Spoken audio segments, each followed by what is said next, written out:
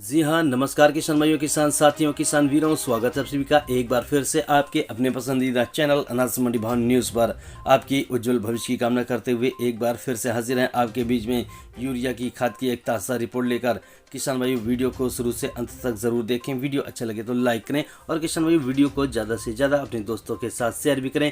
अगर आप अनाज मंडी भाव न्यूज़ पर पहली बार आए हैं तो चैनल को सब्सक्राइब करके बेल आइकन को ज़रूर प्रेस कर लें। इससे हमारे प्रत्येक वीडियो का नोटिफिकेशन आपके पास आता रहेगा। यूरिया की कीमत $1200 और फॉस्फोरिक की एसिड की कीमत $2000 के पार बढ़ सकते हैं खाद के दाम। उर्वरक उद्योग के सूत्रों के मुताबिक पिछले दिनों डीएपी की कीमत बढ़ाकर 1350 प्रति बैग करने के बाद भी उस पर कंपनियों को नुकसान हो रहा है। वहीं सरकार ने चालू साल के बजट में उर्वरक सब्सिडी में जो कटौती की थी, मौजूदा परिस्थितियों में उसे बढ़ाना लगभग तय दिख रहा है। यूक्रेन और रूस युद्ध के चलते उर्वरकों में की आपूर्ति के प्रतिकूल असर पड़ा है। इसके चलते कीमतों में लगातार बढ़ोतरी हो रही है और इसका खामियाजा देश के किसानों को अधिक कीमत चुकाने के रूप में भुगतना पड़ सकता है। देश में सबसे अधिक खपत वाली उर्वरक यूरिया की अंतर्राष्ट्रीय बाजार में कीमत $1200 प्रति टन पहुंच गई है। वहीं डीएपी के लिए जरूरी फास्फोरिक एसिड की कीमत $2025 प्रति टन तक चली गई है, जिसके चलते यूरिया और विनियंत्रित उर्वरकों की कीमतों में बढ़ोतरी की संभावना बन गई है। भारत में यूरिया की अधिकांश खपत घरेलू उत्पादन से पूरी हो जाती है, लेकिन उसके बावजूद सालाना करीब 50 लाख टन यूरिया आयात करना पड़ता है। उर्वरक उद्योग के सूत्रों के मुताबिक पिछले दिनों डीएपी की कीमत बढ़ाकर 1350 रुपये प्रति बैग 50 किलो करने के बाद भी उस पर कंपनियों को नुकसान हो रहा है। वहीं सरकार ने चालू संकट साल के बजट में उर्वरक सब्सिडी में जो कटौती की थी, मौजूदा परिस्थितियों में उसे बढ़ाना लगभग तय है दिख रहा है। उर्वरक उद्योग सूत्रों ने रूरल वॉइस को बताया कि इस समय आयातित डीएपी की कीमत 80,000 रुपये प्रति टन आ रही है। सरकार डीएपी पर 33,000 रुपये प्रति टन की सब्सिडी दे रही है, जो नाकाफी है।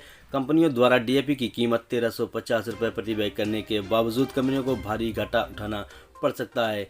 इसलिए उद्योग की निगाह भी सरकार की ओर है। वह सब्सिडी में कितनी बढ़ोतरी करती है। सरकार विनियंत्रित उर्वरकों की पर न्यूट्रिएंट आधारित सब्सिडी योजना के तहत सब्सिडी देती है और इसके तहत सब्सिडी की दरें घोषित करती है। चालू साल के लिए अभी तक सब्सिडी दरें घोषित नहीं की गई हैं। यह दरें 1 अप्रैल से घोषित हो जानी चाहिए। नई दरें घोषित नहीं होने के चलते कंपनियां बाजार में उर्वरकों और खासतौर से डीएपी की आपूर्ति में ढील बरत रही हैं। इस योजना के तहत डीएपी और दूसरे कॉम्प्लेक्स उर्वरक आते हैं। इनके दाम कंपनियां तय करती हैं। देश में कुल उर्वरक खपत में 67% हिस्सेदारी यूरिया की है।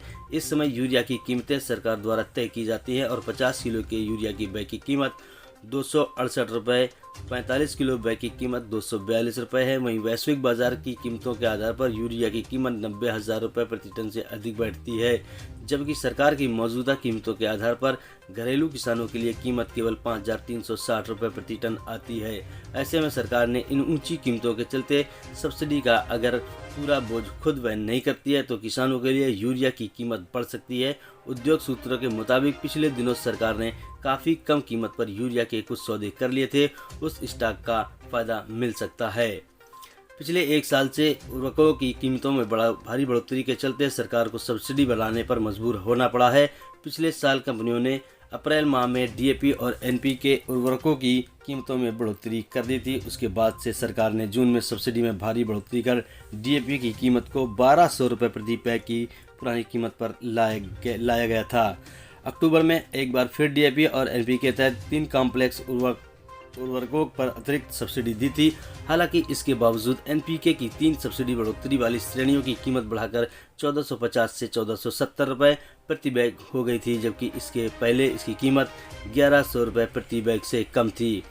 वैश्विक बाजार में लगातार कच्चे माल के दाम के बढ़ने के चलते करीब सप्ताह भर में पहले कंपनियों ने डीएपी के दाम को 1200 रुपये से बढ़ाकर 1350 रुपये प्रति बैग कर दिया है। लेकिन अगर सरकार सब्सिडी में इजाफा नहीं करती है तो इसका कीमत बढ़ना तय है। सरकार ने कॉम्प्लेक्स उर्वरक एनपीके जिन 3 वेरिएंट में डीएपी के साथ अतिरिक्त सब्सिडी दी थी, उनको छोड़कर कंपनियों ने कुछ वेरिएंट के दाम बढ़ाकर 1950 रुपये प्रति बैग कर दिए हैं।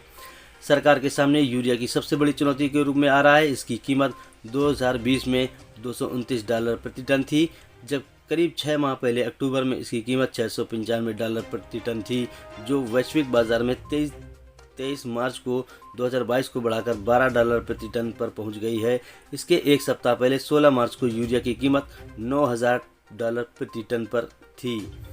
फिलहाल यूरिया की खपत का सीजन शुरू नहीं हुआ है, क्योंकि खरीफ के आगामी सीजन की फसल की बुआई जून में शुरू होनी है। ऐसे में सरकार के पास मौका है कि वह उससे समय रहते उर्वरकों की जरूरत उपलब्धता सुनिश्चित करे।